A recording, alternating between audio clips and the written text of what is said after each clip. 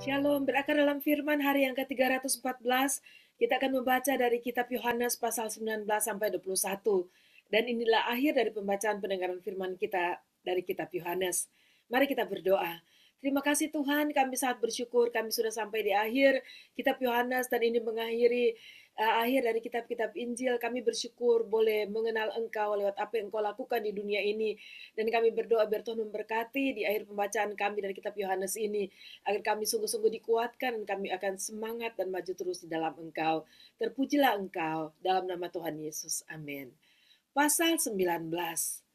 Lalu Pilatus mengambil Yesus dan menyuruh orang menyesah dia. Prajurit-prajurit menganyam sebuah mahkota duri dan menaruhnya di atas kepalanya. Prajurit-prajurit menganyam sebuah mahkota duri dan menaruhnya di atas kepalanya. Mereka memakaikan dia jubah ungu. Dan sambil maju ke depan mereka berkata, "Salam hai Raja orang Yahudi." Lalu mereka menampar mukanya. Pilatus keluar lagi dan berkata kepada mereka, "Lihatlah, aku membawa dia keluar kepada kamu, supaya kamu tahu bahwa aku tidak mendapati kesalahan apapun padanya." Lalu Yesus keluar bermahkota duri dan berjubah ungu. Maka kata Pilatus kepada mereka, "Lihatlah manusia itu." Ketika imam-imam kepala dan penjaga-penjaga itu melihat dia, berteriaklah mereka, "Salibkan dia, salibkan dia." Kata Pilatus kepada mereka, "Ambil dia dan salibkan dia, sebab aku tidak mendapati kesalahan apapun padanya." Jawab orang-orang Yahudi itu kepadanya, "Kami mempunyai hukum dan menurut hukum itu ia harus mati, sebab ia menganggap dirinya sebagai anak Allah." Ketika Pilatus mendengar perkataan itu bertambah takutlah ia. Lalu ia masuk pula ke dalam gedung pengadilan dan berkata kepada Yesus, "Dari manakah asalmu?" Tetapi Yesus tidak memberi jawab kepadanya. Maka kata Pilatus kepadanya, "Tidakkah engkau mau bicara dengan aku? Tidakkah engkau tahu bahwa aku berkuasa untuk membebaskan engkau dan berkuasa juga untuk menyalibkan engkau?" Yesus menjawab, "Engkau tidak mempunyai kuasa apapun terhadap aku, jikalau kuasa itu tidak diberikan kepadamu dari atas. Sebab itu, dia yang menyerahkan aku kepadamu lebih besar dosanya." Sejak itu Pilatus berusaha untuk membebaskan dia, tetapi orang-orang Yahudi berteriak, "Jikalau engkau membebaskan dia, engkau bukanlah sahabat Kaisar, sebab orang yang menganggap dirinya sebagai raja, ia melawan Kaisar." Ketika Pilatus mendengar perkataan itu, ia menyuruh membawa Yesus keluar, dan ia duduk di kursi pengadilan, di tempat yang bernama Litostrotos, dalam bahasa Ibrani Gabata. Hari itu ialah hari persiapan Paskah, kira-kira jam 12. Kata Pilatus kepada orang-orang Yahudi itu, "Inilah rajamu." Maka berteriaklah mereka, enyahkan dia, salibkan dia." Kata Pilatus kepada mereka, "Haruskah aku menyalibkan rajamu?" Jawab imam-imam kepala, "Kami tidak mempunyai raja selain daripada Kaisar." Akhirnya Pilatus menyerahkan Yesus kepada mereka untuk disalibkan. Mereka menerima Yesus. Sambil memikul salibnya, ia pergi keluar ke tempat yang bernama tempat tengkorak, dalam bahasa Ibrani, Golgota. Dan di situ ia disalibkan mereka, dan bersama-sama dengan dia disalibkan juga dua orang lain. Sebelah menyebelah, Yesus di tengah-tengah. Dan Pilatus menyuruh memasang juga tulisan di atas kayu salib itu, bunyinya, "Yesus orang Nazaret, Raja orang Yahudi." Banyak orang Yahudi yang membaca tulisan itu, sebab tempat di mana Yesus disalibkan letaknya dekat kota, dan kata-kata itu tertulis dalam bahasa Ibrani, bahasa Latin, dan bahasa Yunani. Maka kata imam-imam kepala orang Yahudi kepada Pilatus, "Jangan engkau menulis raja orang Yahudi, tetapi bahwa ia mengatakan, 'Akulah raja orang Yahudi.'" Jawab Pilatus, "Apa yang kutulis tetap tertulis." Sesudah prajurit-prajurit itu menyalibkan Yesus, mereka mengambil pakaiannya, lalu membaginya menjadi 4 bagian, untuk tiap-tiap prajurit 1 bagian, dan jubahnya juga mereka ambil. Jubah itu tidak berjahit, dari atas ke bawah hanya 1 tenun saja. Karena itu mereka berkata seorang kepada yang lain, "Janganlah kita membaginya menjadi beberapa potong, tapi baiklah kita membuang undi untuk menentukan siapa yang mendapatnya. Demikianlah hendaknya supaya genaplah yang ada tertulis dalam kitab suci. Mereka membagi-bagikan pakaianku di antara mereka, dan mereka membuang undi atas jubahku." Hal itu telah dilakukan prajurit-prajurit itu. Dan dekat salib Yesus berdiri ibunya dan saudara ibunya, Maria istri Klopas dan Maria Magdalena. Ketika Yesus melihat ibunya dan muridnya yang dikasihinya di sampingnya, berkatalah ia kepada ibunya, "Ibu, inilah anakmu." Kemudian katanya kepada murid-muridnya, "Inilah ibumu." Dan sejak saat itu murid itu menerima dia di dalam rumahnya. Sesudah itu karena Yesus tahu bahwa segala sesuatu telah selesai, berkatalah ia supaya genaplah yang ada tertulis dalam kitab suci, "Aku haus." Di situ ada suatu bekas penuh anggur asam. Maka mereka mencucukkan bunga karang yang telah dicelupkan dalam anggur asam pada sebatang hisop lalu mengujukannya ke mulut Yesus. Sesudah Yesus meminum anggur asam itu, berkatalah ia, "Sudah selesai." Lalu ia menundukkan kepalanya dan menyerahkan nyawanya. Karena hari itu hari persiapan dan supaya pada hari Sabat mayat-mayat itu tidak tinggal tergantung pada kayu salib, sebab Sabat itu adalah hari yang besar, maka datanglah orang-orang Yahudi kepada Pilatus dan meminta kepadanya supaya kaki orang-orang itu dipatahkan dan mayat-mayatnya diturunkan. Maka datanglah prajurit-prajurit lalu mematahkan kaki orang yang pertama dan kaki orang yang lain yang disalibkan bersama-sama dengan Yesus.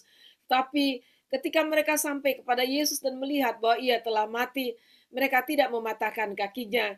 Tapi seorang dari antara prajurit itu menikam lambungnya dengan tombak dan segera mengalir keluar darah dan air. Dan orang yang melihat hal itu sendiri, yang memberikan kesaksian ini, dan kesaksiannya benar, dan ia tahu bahwa ia mengatakan kebenaran, supaya kamu juga percaya. Sebab hal itu terjadi supaya genaplah yang tertulis dalam kitab suci, tidak ada tulangnya yang akan dipatahkan.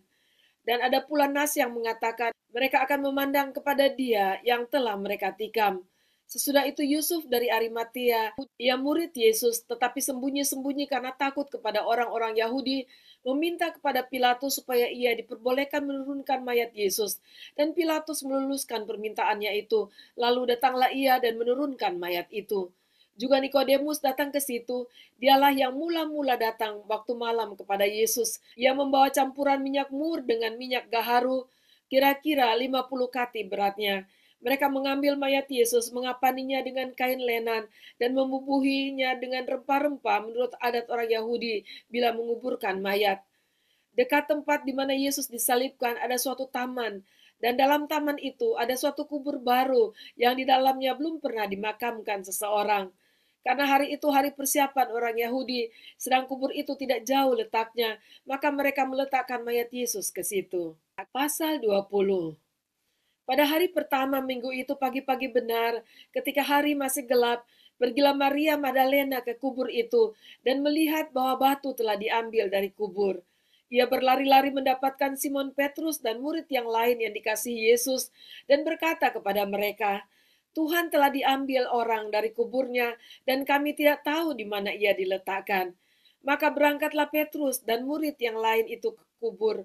Keduanya berlari bersama-sama, tetapi murid yang lain itu berlari lebih cepat daripada Petrus, sehingga lebih dahulu sampai di kubur. Ia menjenguk ke dalam dan melihat kain kapan terletak di tanah, akan tetapi ia tidak masuk ke dalam. Maka datanglah Simon Petrus juga menyusul dia dan masuk ke dalam kubur itu. Ia melihat kain kapan terletak di tanah, sedang kain pelu yang tadinya ada di kepala Yesus tidak terletak dekat kain kapan itu, tetapi agak di samping di tempat lain dan sudah tergulung. Maka masuklah juga murid yang lain yang lebih dahulu sampai di kubur itu, dan ia melihatnya dan percaya. Sebab selama itu mereka belum mengerti isi kitab suci yang mengatakan bahwa ia harus bangkit dari antara orang mati.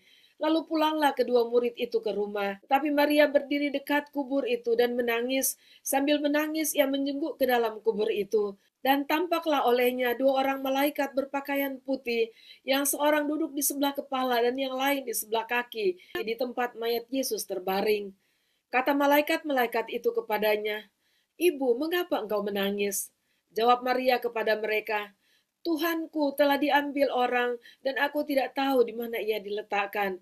Sesudah berkata demikian, ia menoleh ke belakang dan melihat Yesus berdiri di situ, tapi ia tidak tahu bahwa itu adalah Yesus. Kata Yesus kepadanya, "Ibu, mengapa engkau menangis? Siapakah yang engkau cari?" Maria menyangka orang itu adalah penunggu taman, lalu berkata kepadanya, "Tuhan, jikalau Tuhan yang mengambil dia, katakanlah kepadaku di mana Tuhan meletakkan dia, supaya aku dapat mengambilnya." Kata Yesus kepadanya, "Maria." Maria berpaling dan berkata kepadanya dalam bahasa Ibrani, "Rabuni," artinya guru. Kata Yesus kepadanya, Janganlah engkau memegang aku sebab aku belum pergi kepada Bapa, tetapi pergilah kepada saudara-saudaraku dan katakanlah kepada mereka bahwa sekarang aku akan pergi kepada Bapakku dan Bapamu, kepada Allahku dan Allahmu. Maria Magdalena pergi dan berkata kepada murid-murid, aku telah melihat Tuhan, dan juga bahwa Dia yang mengatakan hal-hal itu kepadanya. Ketika hari sudah malam, pada hari pertama minggu itu, berkumpullah murid-murid Yesus di suatu tempat dengan pintu-pintu yang terkunci karena mereka takut kepada orang-orang Yahudi. Pada waktu itu datanglah Yesus dan berdiri di tengah-tengah mereka dan berkata, damai sejahtera bagi kamu. Dan sesudah berkata demikian, ia menunjukkan tangannya dan lambungnya kepada mereka. Murid-murid itu bersuka cita ketika mereka melihat Tuhan. Maka kata Yesus sekali lagi, damai sejahtera bagi kamu. Sama seperti Bapa mengutus aku, demikian juga sekarang aku mengutus kamu. Dan sesudah berkata demikian, ia mengembusi mereka dan berkata, terimalah Roh Kudus. Jikalau kamu mengampuni dosa orang, dosamu diampuni. Dan jikalau kamu menyatakan dosa orang tetap ada, dosanya tetap ada. Tetapi Thomas, seorang dari ke-12 murid itu yang disebut Didimus, tidak ada bersama-sama mereka ketika Yesus datang ke situ. Maka kata murid-murid yang lain itu kepadanya, kami telah melihat Tuhan.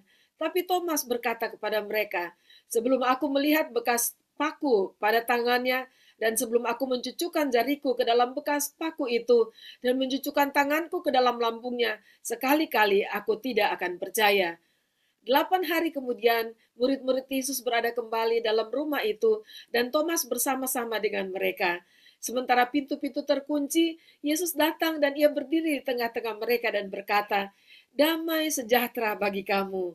Kemudian ia berkata kepada Thomas, taruhlah jarimu di sini dan lihatlah tanganku. Ulurkanlah tanganmu dan cucukkanlah ke dalam lambungku, dan jangan engkau tidak percaya lagi, melainkan percayalah. Thomas menjawab dia, ya Tuhanku dan Allahku. Kata Yesus kepadanya, karena engkau telah melihat aku, maka engkau percaya. Berbahagialah mereka yang tidak melihat namun percaya. Memang masih banyak tanda lain yang dibuat Yesus di depan mata murid-muridnya yang tidak tercatat dalam kitab ini. Tapi semua yang tercantum di sini telah dicatat supaya kamu percaya bahwa Yesuslah Mesias Anak Allah dan supaya kamu oleh imanmu memperoleh hidup dalam namanya. Pasal 21. Kemudian Yesus menampakkan diri lagi kepada murid-muridnya di pantai Danau Tiberias, dan ia menampakkan diri sebagai berikut. Di pantai itu berkumpul Simon Petrus, Thomas yang disebut Didimus, Nathanael dari Kana yang di Galilea, anak-anak Zebedeus, dan 2 orang muridnya yang lain. Kata Simon Petrus kepada mereka, aku pergi menangkap ikan. Kata mereka kepadanya, kami pergi juga dengan engkau. Mereka berangkat lalu naik ke perahu, tapi malam itu mereka tidak menangkap apa-apa. Ketika hari mulai siang, Yesus berdiri di pantai, akan tetapi murid-murid itu tidak tahu bahwa itu adalah Yesus. Kata Yesus kepada mereka, hai anak-anak, adakah kamu mempunyai lauk pauk? Jawab mereka, tidak ada. Maka kata Yesus kepada mereka, tebarkanlah jalamu di sebelah kanan perahu, maka akan kamu peroleh. Lalu mereka menebarkannya dan mereka tidak dapat menariknya lagi karena banyaknya ikan. Maka murid yang dikasihi Yesus itu berkata kepada Petrus, itu Tuhan. Ketika Petrus mendengar bahwa itu adalah Tuhan, maka ia mengenakan pakaiannya, sebab ia tidak berpakaian lalu terjun ke dalam danau. Murid-murid yang lain datang dengan perahu karena mereka tidak jauh dari darat. Hanya kira-kira 200 hasta saja, dan mereka menghela jala yang penuh ikan itu. Ketika mereka tiba di darat, mereka melihat api arang dan di atasnya ikan dan roti. Kata Yesus kepada mereka, bawalah beberapa ikan yang baru kamu tangkap itu. Simon Petrus naik ke perahu lalu menghela jala itu ke darat, penuh ikan-ikan besar, 153 ekor banyaknya, dan sungguh pun sebanyak itu, jala itu tidak koyak. Kata Yesus kepada mereka, marilah dan sarapanlah. Tidak ada di antara murid-murid itu yang berani bertanya kepadanya, siapakah engkau? Sebab mereka tahu bahwa ia adalah Tuhan. Yesus maju ke depan, mengambil roti dan memberikannya kepada mereka, demikian juga ikan itu. Itulah ketiga kalinya Yesus menampakkan diri kepada murid-muridnya sesudah ia bangkit dari antara orang mati. Sesudah sarapan, Yesus berkata kepada Simon Petrus, Simon, anak Yohanes, apakah engkau mengasihi aku lebih daripada mereka ini? Jawab Petrus kepadanya, "Benar Tuhan, Engkau tahu bahwa aku mengasihi Engkau."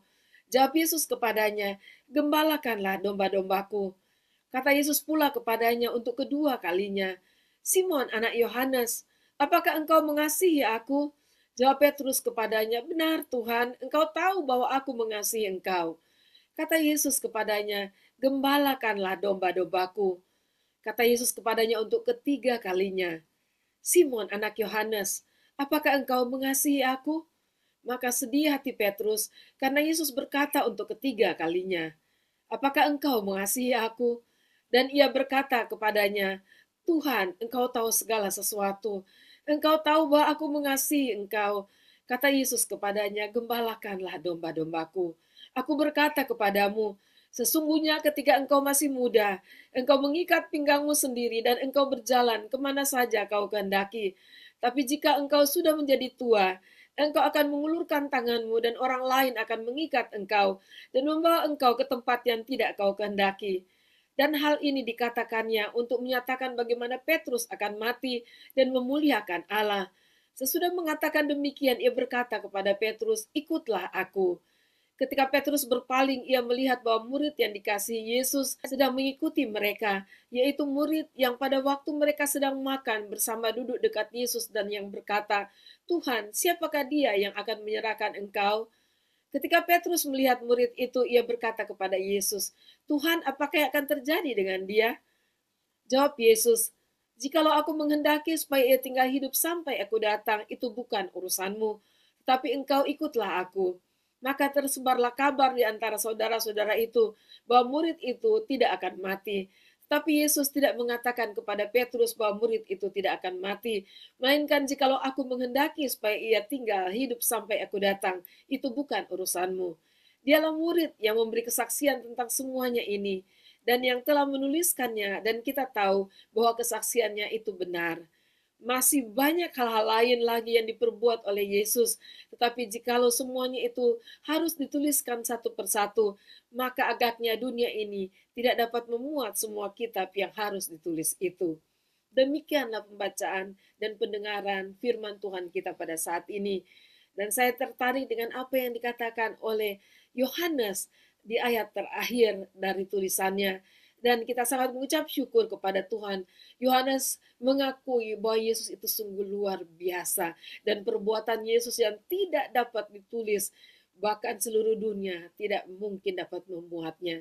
Dan saudara, saya sangat percaya kalau hidup dalam Tuhan, kita akan terus mengalami dan mengalaminya lagi. Tuhan Yesus tidak akan kehabisan cara bagaimana untuk menyatakan kasih karunia-Nya kepada kita, umat yang dikasihinya. Puji Tuhan, tetaplah setia sampai pada akhirnya di dalam kemenangan Tuhan Yesus kita. Mari kita berdoa. Terima kasih Tuhan, kami sangat bangga akan Engkau, bangga akan apa yang Tuhan nyatakan waktu Engkau ada di dalam dunia ini. Dan kami percaya di dalam kehidupan kami, saat kami setia kepada Engkau, kami akan melihat kebesaran Tuhan yang tidak dapat kami lukiskan dengan kata-kata kami, tapi biarlah hidup kami terus mempermuliakan Engkau. Terima kasih dalam nama Tuhan Yesus kami berdoa. Amin. Puji Tuhan, sampai jumpa besok. Tuhan Yesus memberkati.